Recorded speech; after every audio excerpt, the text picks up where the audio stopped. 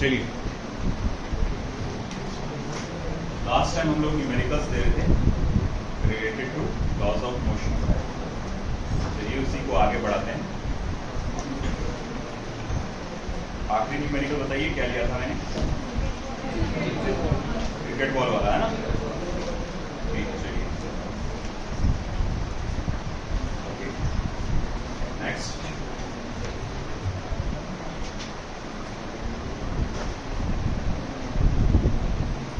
While launching a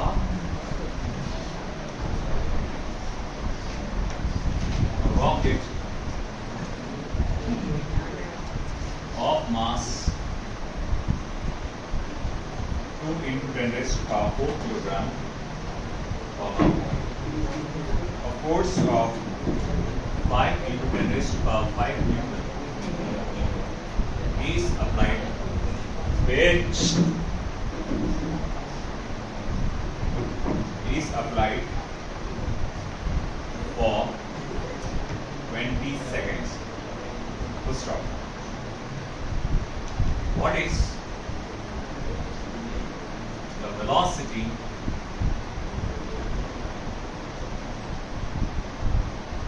attained by the rocket at the end of 20 seconds? What is the velocity attained by the rocket at the end of 20 seconds?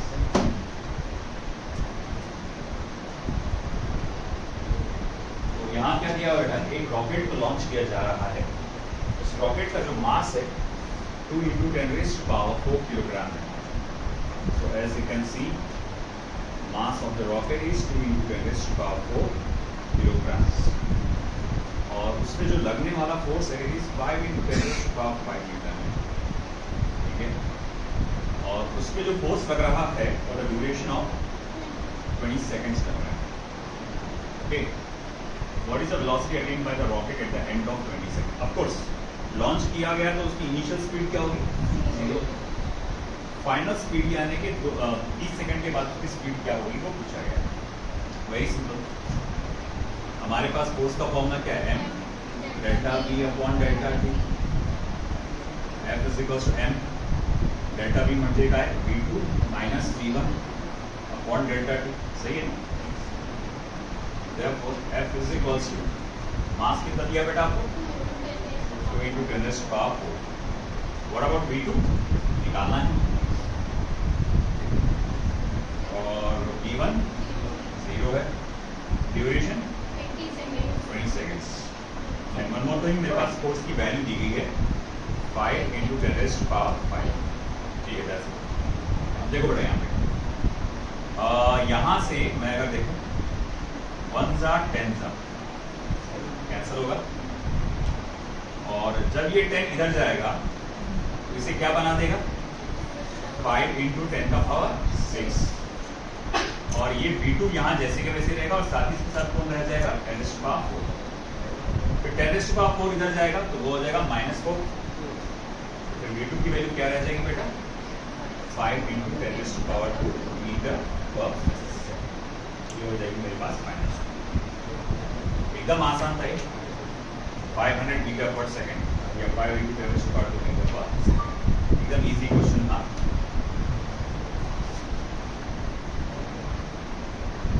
Next,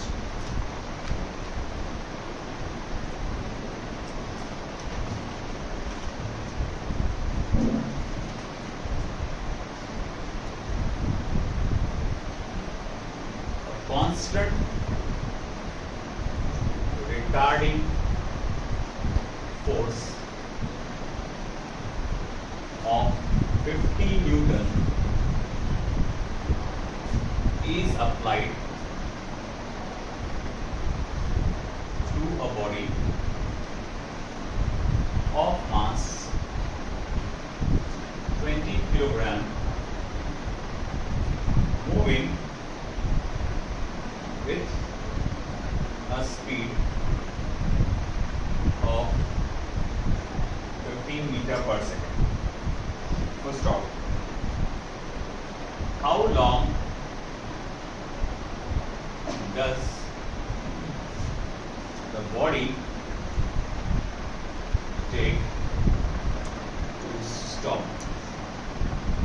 देर लेगा body रुकने के लिए।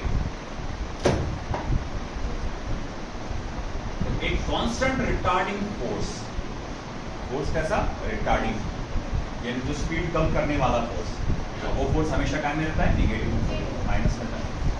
तो मैं यहाँ लिखूंगा, जब फोर्स की वैल्यू लिखूंगा मैं, तो इस बात का ख्याल रखते हुए क्योंकि फोर्स रिटार्डिंग है तो -15 ये फोर्स लग रहा है एक बॉडी पे जिसका मास कितना दिया बेटा 20 kg। ओके, और ऑब्जेक्ट पहले कितनी स्पीड से चल रहा था 15 मीटर पर सेकंड। ओके, और फाइनली वो रुक गया, उसकी स्पीड कितनी हो गई होगी 0। आपसे पूछा गया है कि ये जो रुकेगा वो कितनी देर में रुकेगा, 6 सेकंड आ रहा। चलिए देखते हैं। अब हम लोग फिर से यही फॉर्मूला इस्तेमाल करेंगे, F = m delta v upon delta t। कल हम लोग ने एवरेज फोर्स के फॉर्मूले देखे थे ना, अगर मास कांस्टेंट रहा तो हम मान सके मास कांस्टेंट है। तो फोर्स की वैल्यू है -15, मास है 20 किलोग्राम, फाइनल स्पीड है 0, इनिशियल स्पीड है 15। कितनी देर में हुआ हमको ये देखना है, ठीक है। डेल्टा टी को इधर ला लो, ये हो जाएगा -20 मल्टीप्लाई बाय 15, और ये 50 इधर आ जाएगा, -50 इधर आ जाएगा, 0 गया 0 गया, 5 1 जा 5 3 जा, माइनस साइन भी गया, 2 3 जा 6, दैट्स करेक्ट, 6 सेकंड्स। इसको रोकने के लिए आपको 6 सेकंड लगेंगे। Next,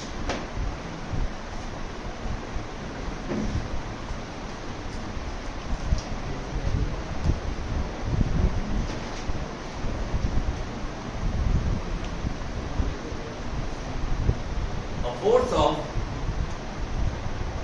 72 times is inclined to the horizontal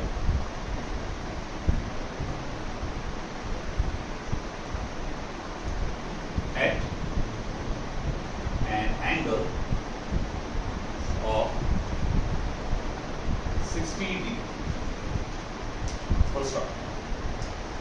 Find the acceleration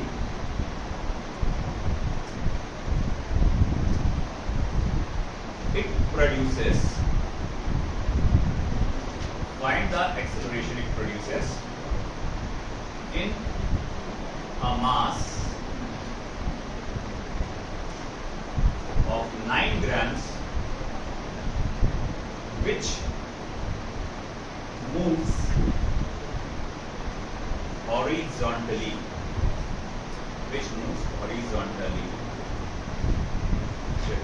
करिए सॉल्व।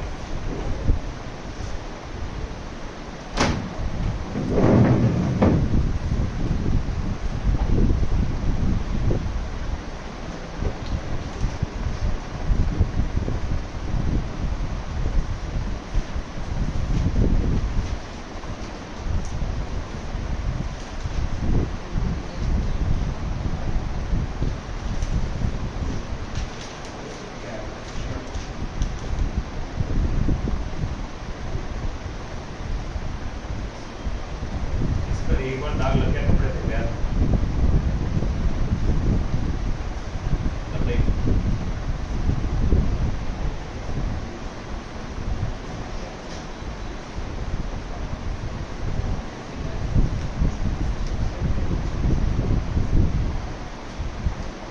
हाँ जी भैया।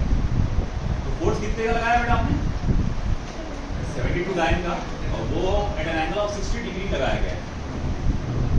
और आपसे पूछा गया एक्सेलरेशन कितना प्रोड्यूस हो रहा है वो बता रहा है। इमेजिन ये करो कि ये ब्लॉक है ऑफ सर्टेन मास, और आपने क्या किया है, इस पे फोर्स लगाया है,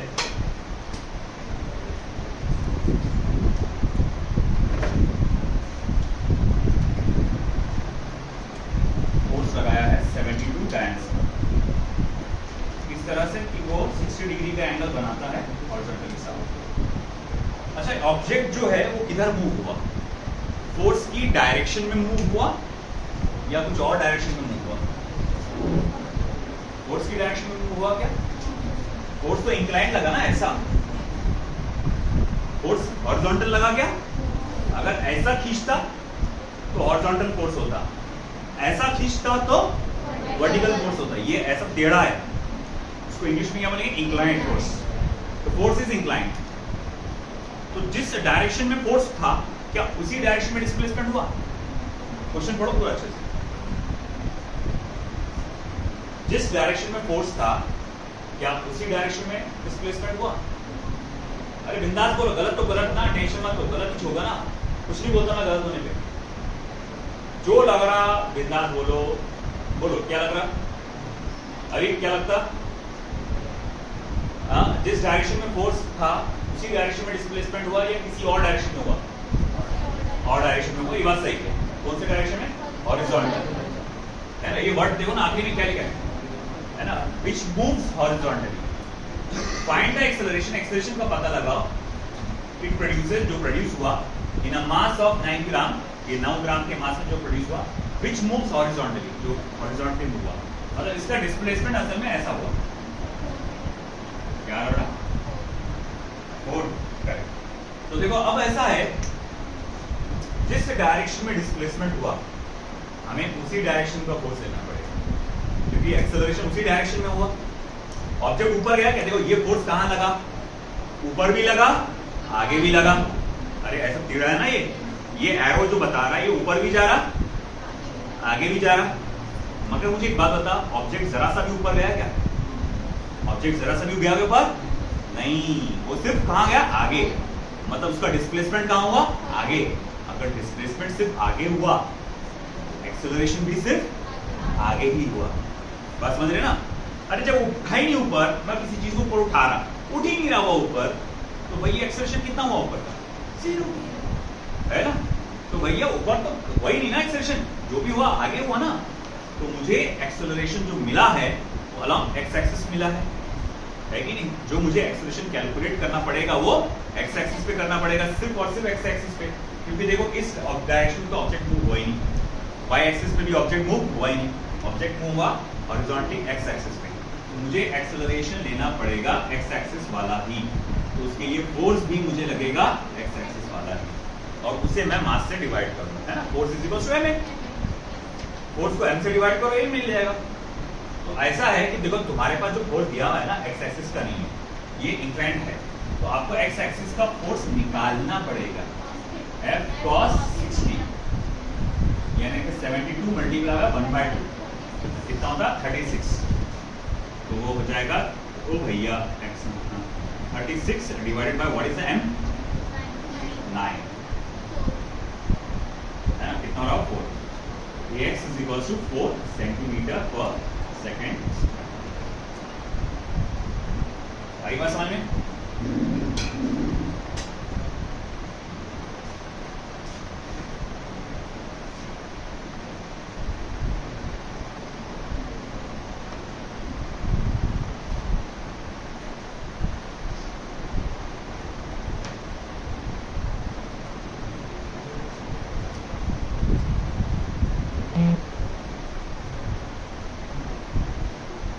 Next question.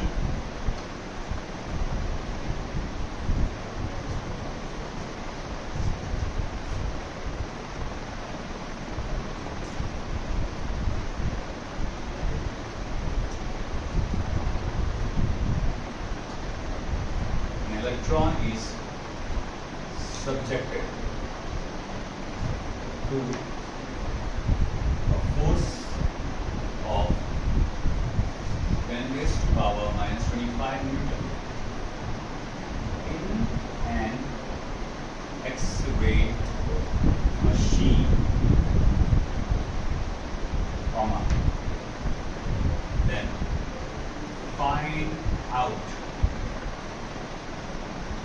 the time taken by the electron to cover a distance of 0.2 meters, full stop. The mass of electron is 10 raised to power minus 30 kilograms. The mass of electron is 10 raised to power minus 30 kilograms.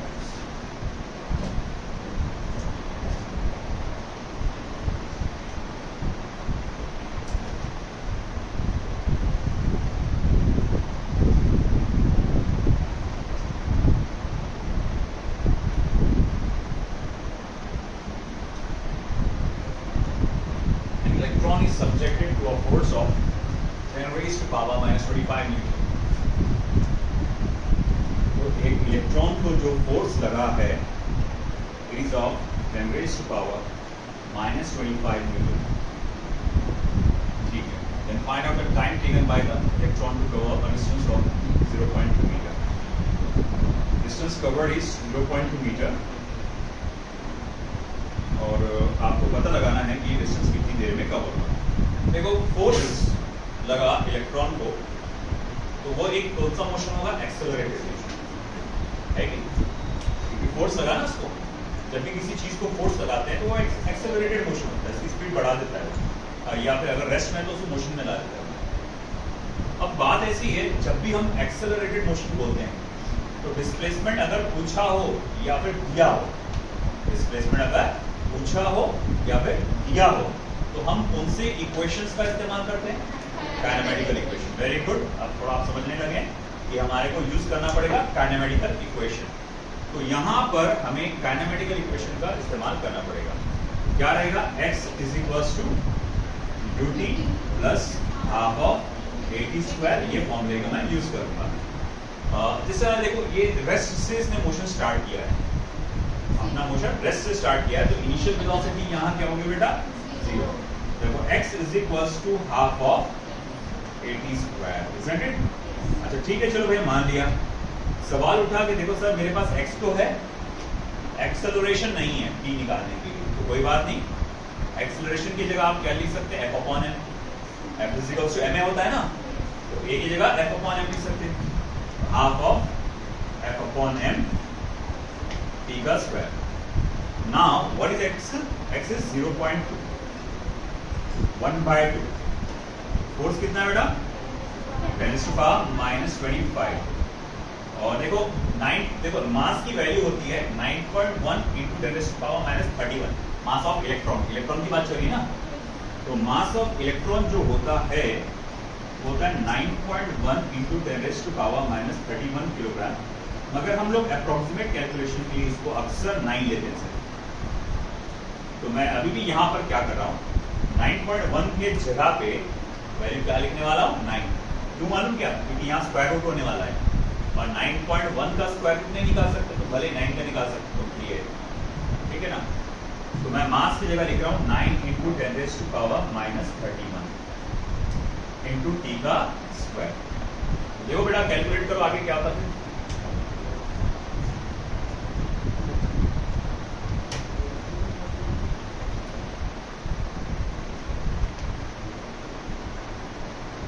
अरे mass of electron दिया हुआ है ना, मैंने general वो ले लिया, sorry, ध्यान ही नहीं दिया कि मास ऑफ इलेक्ट्रॉन से दिया हुआ है आपको. करेक्ट, कोई बात नहीं. तो जब मास ऑफ इलेक्ट्रॉन दिया हुआ है तो मैं ये वाला वैल्यू दूंगा. एक हाइपोथेटिकल वैल्यू दे दिया इसने 10 raised to power minus 30 kilogram.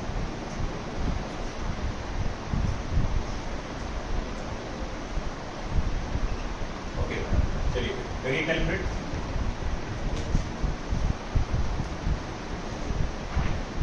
क्या है?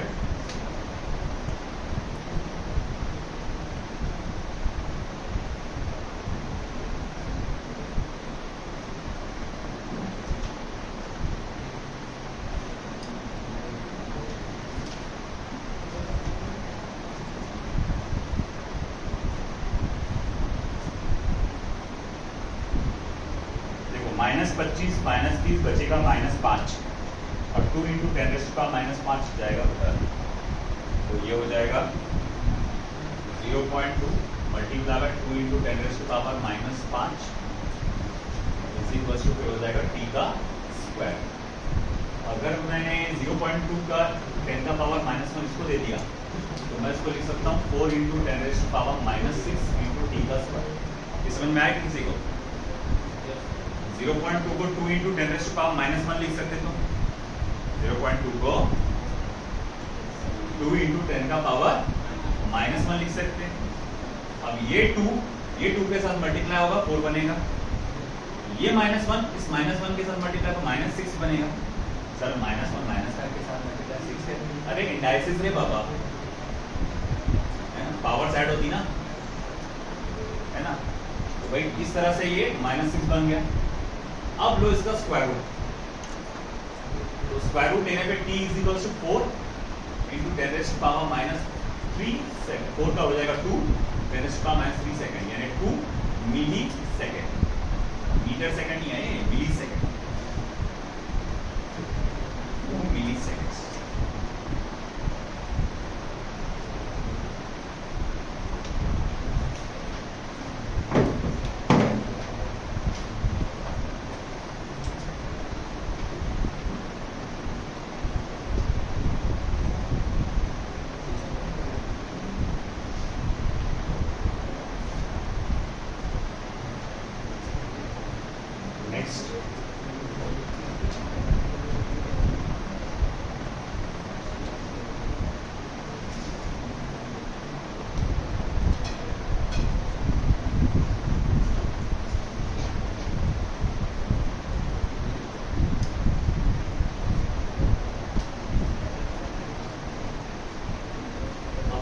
Vector F is equals to 6i cap minus 8 j cap plus 10 k cap Newton produces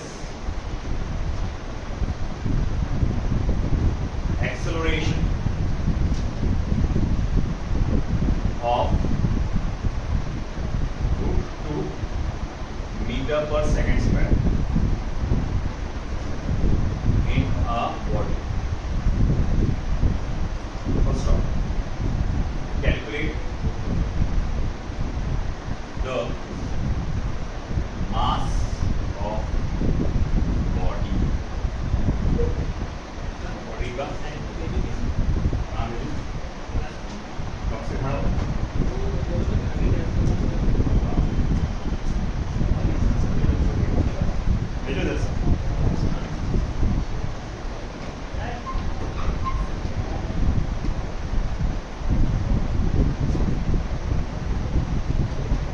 चलो, तो यहाँ फोर्स आपको दिया गया है 6i cap minus 8j cap plus 10k cap Newton.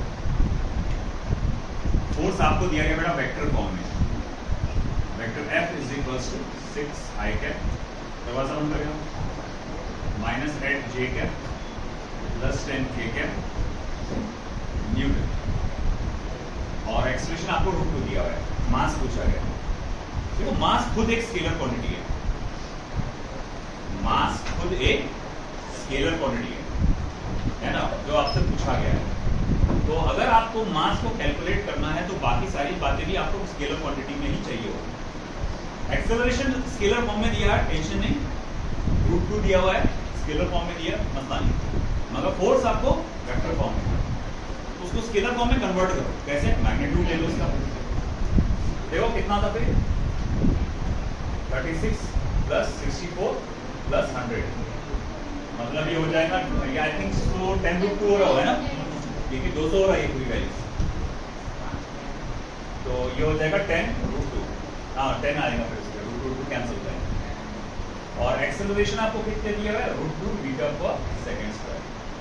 तो फिर इजी काफी है, आप जानते हैं since F is equals to ma, तो m is equals to F upon a, तो F कितना बेटा 10√2 अपॉन √2, m इज इक्वल्स हो जाएगा 10 किलोग्राम, किलोग्राम ही है, किलोग्राम।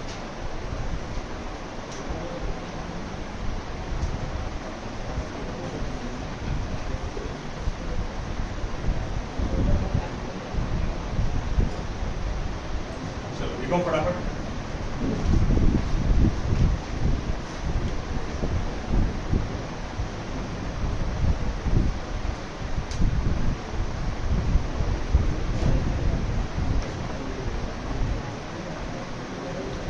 बातों में कौन मत रहिए।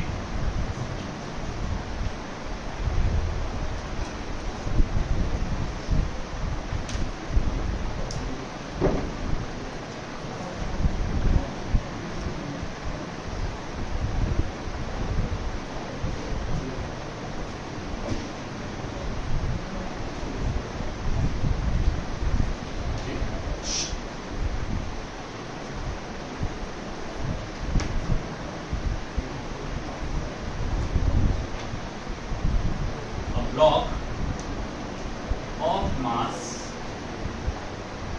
5 kilogram is resting on a frictionless plane. Full stop. एक ब्लॉक है जिसका मास 5 किलोग्राम है, is resting on frictionless plane. It is struck by a jet releasing water at a rate of 3 kilogram per second at a speed of 4 meter per second. Calculate acceleration of the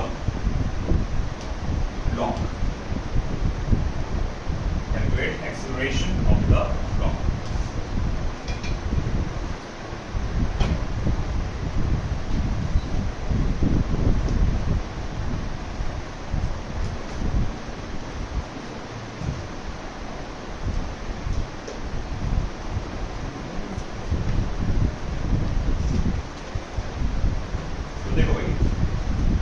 imagine करो ये एक pipe है,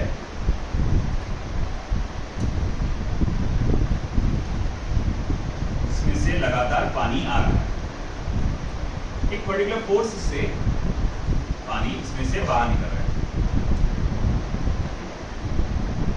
देखो जो पानी बाहर निकल रहा है उस पानी की जो वेलोसिटी है वो कैसी है बेटा, कांस्टेंट है, और हर एक सेकंड में 3 किलोग्राम ऑफ वाटर उसमें से बाहर निकल रहा है।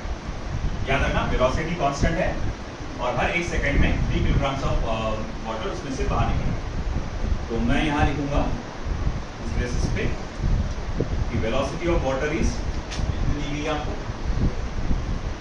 4 मीटर पर सेकेंड, ना पानी की स्पीड, और जो पानी बाहर निकल रहा है एट द रेट ऑफ यानी मास पर unit time delta M upon delta T, वो क्या है बेटा 3 किलोग्राम पर सेकंड। यूनिट पे से पता चल जाता, किलोग्राम पर सेकंड यानी मास अपॉन टाइम है वो, है ना। तो ठीक है, किलोग्राम पर सेकंड। उसने बोला है calculate the force on the block. मान लो कि यहाँ पर एक ब्लॉक रखा गया है ना, उसको कितना फोर्स फील होगा वो आपको, या उसका एक्सेलरेशन कितना होगा वो कैलकुलेट करना है। तो सबसे पहले तो हमको ये पता लगाना पड़ेगा पानी कितने फोर्स से बाहर निकल रहा है ना, फोर्स ऑफ वाटर, तो वो आएगा V delta M upon delta T, यानी कि 4 मल्टीप्लाई बाय 3, यानी कि क्या हो जाएगा 12 न्यूटन।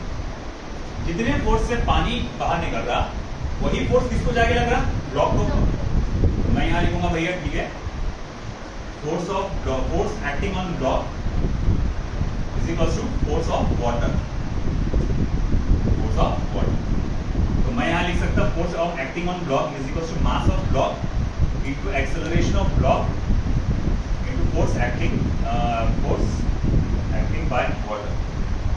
तो मास ऑफ ब्लॉक आपको दिया गया 5 किलो, एक्सेलरेशन ऑफ ब्लॉक आपको निकालना है, फोर्स ऑफ वाटर कितना दिया गया आपको, हमें निकाले 12 न्यूटन। एक्सेलरेशन ऑफ ब्लॉक फिर आ जाएगा 12/5 इज 0.2 2.4 हो जाएगा फिर, है ना। तो therefore acceleration of block is equal to क्या हो जाएगा 2.4 मीटर पर सेकेंड। जैसे कि मैंने कहा था पानी के मामले में, हवा के मामले में वेलोसिटी क्या होती है, कांस्टेंट होती है, उसमें मास वेरिएबल होता है, तो इसीलिए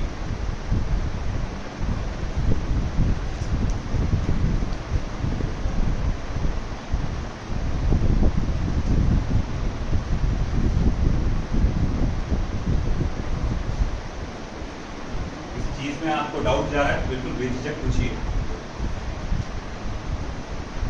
डिस्कशन से ही मामले हल होंगे।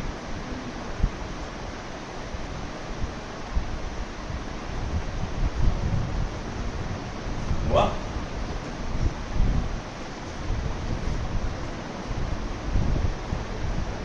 Next,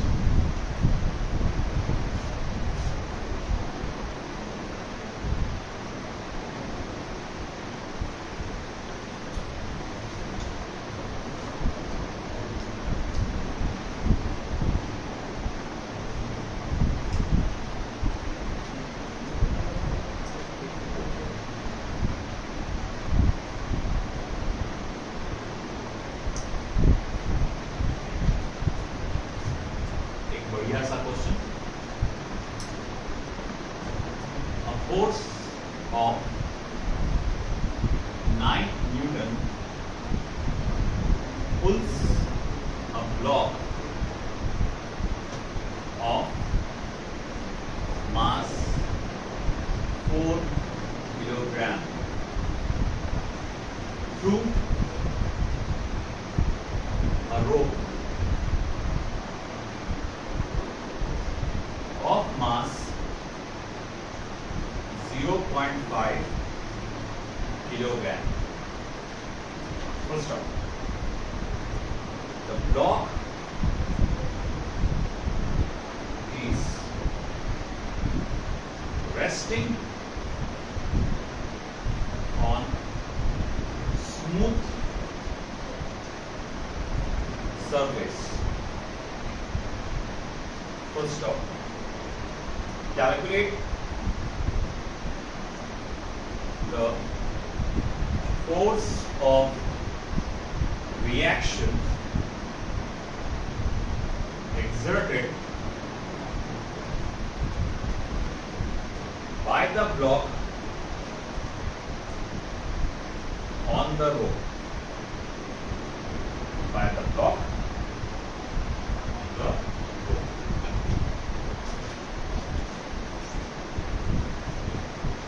A force of 9 Newton pulls a block of mass 4 kg through a rope of mass 0.5 kg.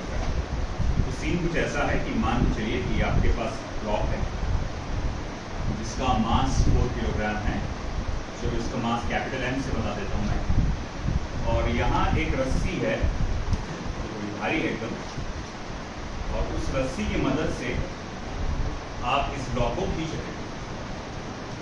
इसका मास मान लीजिए स्मॉल m है, और इस पे जो फोर्स लगा है 9 न्यूटन का फोर्स लग रहा है। The block is resting on a smooth surface. इस स्मूथ सरफेस पे रेस्ट कर रहा है ना। अगर रफ सरफेस होता तो इसमें फोर्स ऑफ फ्रिक्शन को भी ध्यान देना पड़ता था, जो कि देना पड़ेगा आगे जाके, है ना। अभी फिलहाल स्मूथ सरफेस।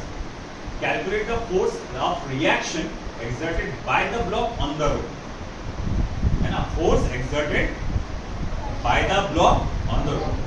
अब देखो ब्लॉक बोले तो एक जैसा छोटे बच्चे जैसा मामला है इसका, वैसा मान लो जब ना छोटे होंगे आप, आपको स्कूल जाने के लिए आपके पेरेंट्स बोल रहे होंगे, तो आप में से कोई ना कोई तो ऐसा होगा जो बैठ गया होगा जमीन पे, है ना, और आपके पेरेंट्स आपको घसीटते हुए लेके जा रहे हैं।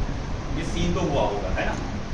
आप देखो बेटा, जब आप ऐसे थोड़े पीछे की तरफ पुश भी नहीं कर रहे होंगे, आप बस बैठ गए होंगे, है ना, मगर जब पेरेंट्स आपको खींच रहे होंगे उनके हाथों पे एक अपोजिट डायरेक्शन में फोर्स लगेगा, है कि नहीं। जैसे अगर मैं सपोज करो इस हल्की सी चेयर को भी खींचता हूँ, है ना, तो मुझे क्या है एक अपोजिट डायरेक्शन में हल्का सा force depending upon its weight मुझे फील होता है ना।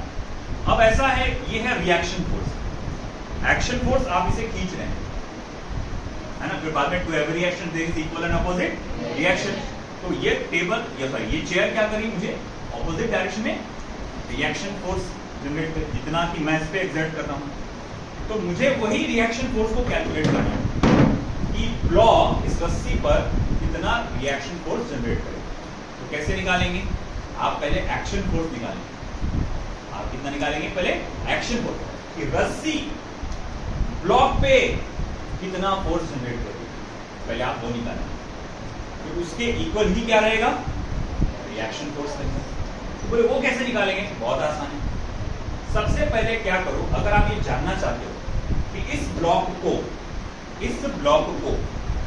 इस रस्सी के कारण कितना फोर्स झेलना पड़ रहा है, अगर आप ये निकालना चाहते हो, आपके पास ब्लॉक का मास तो है 4 किलोग्राम।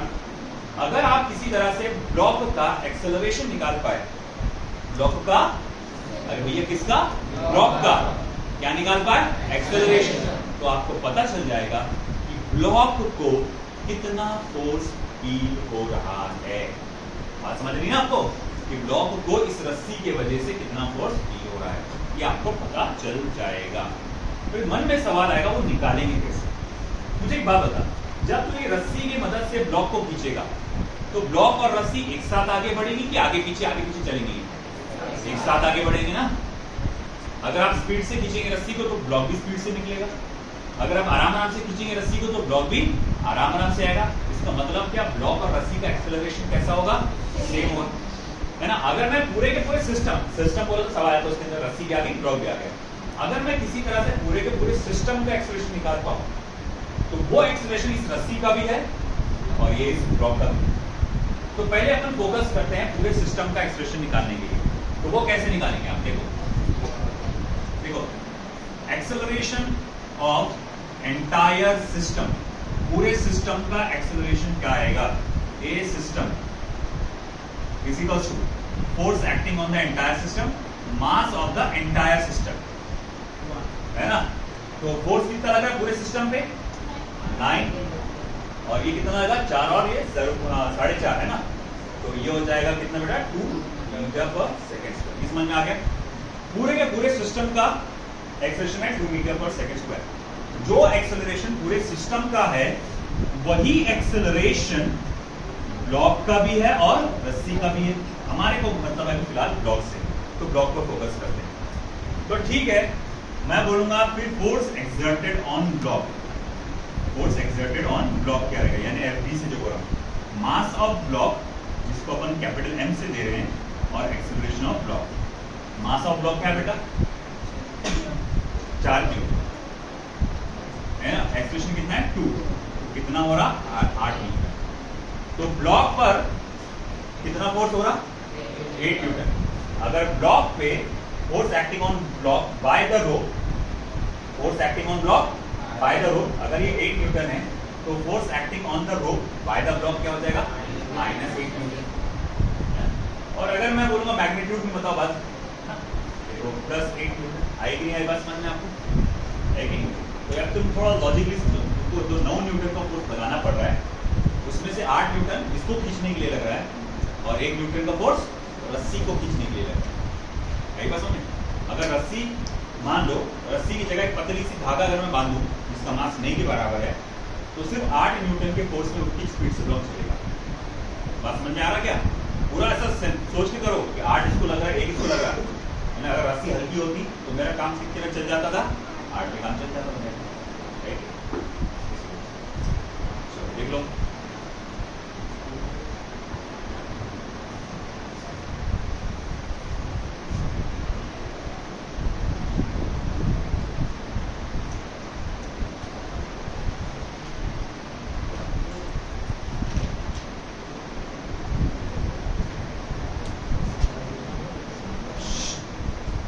बातें नहीं।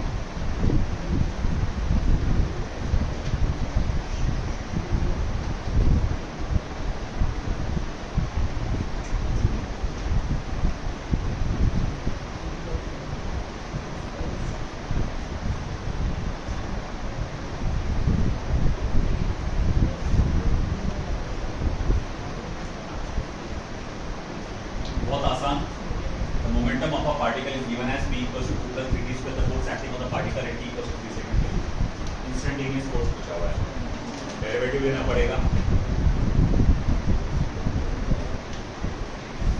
F is equal to dp upon dt।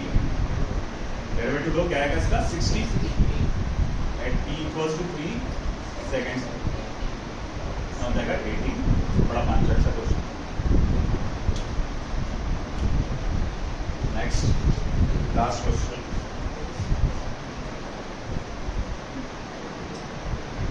Let us consider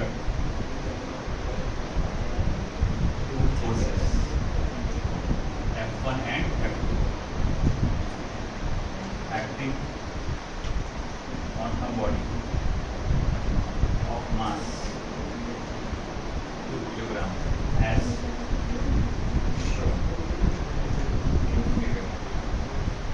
First of F1 is equal to 10 Newton and F2 is equal to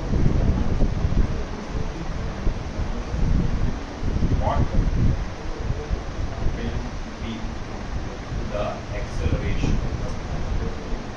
तो acceleration कितना होगा? बातें नहीं।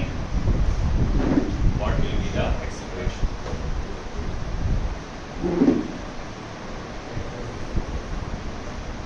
दो फोर्स लग रहे हैं एक बॉडी पे, as shown in figure। ये डायग्राम किया हुआ एक बॉडी है, इसका मास 2 किलोग्राम है। फोर्स F1 इधर से लग रहा है, फोर्स F2 इधर से लग रहा है। तो आपसे एक्सप्रेशन पूछा। एक्सप्रेशन क्या होता है? फोर्स अपॉन मास, मतलब नेट फोर्स अपॉन मास। क्योंकि यहाँ दो फोर्सेस लग रहे हैं, तो दोनों फोर्सेस सेम डायरेक्शन में कि ऑपोजिट डायरेक्शन? ऑपोजिट डायरेक्शन में। तो टोटल फोर्स कैसे निकालेंगे? सब्ट्रैक्ट करके, है ना। नेट फोर्स क्या होगा? ऐड सब्ट्रैक्ट करना पड़ेगा भाई, ऐड थोड़ी करेंगे। अब वेक्टर है ना क्वांटिटी, ये फोर्स डायरेक्शन का ध्यान रखना पड़ता है ना आपको।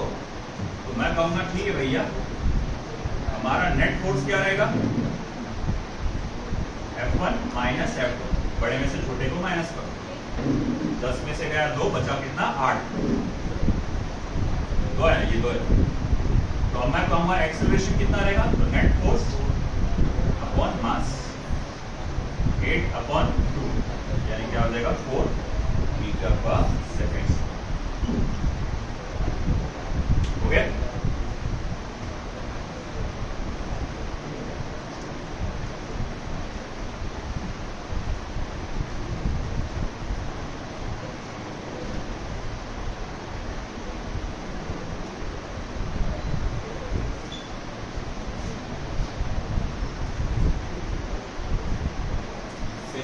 F is equals to dp upon dt, force can also be calculated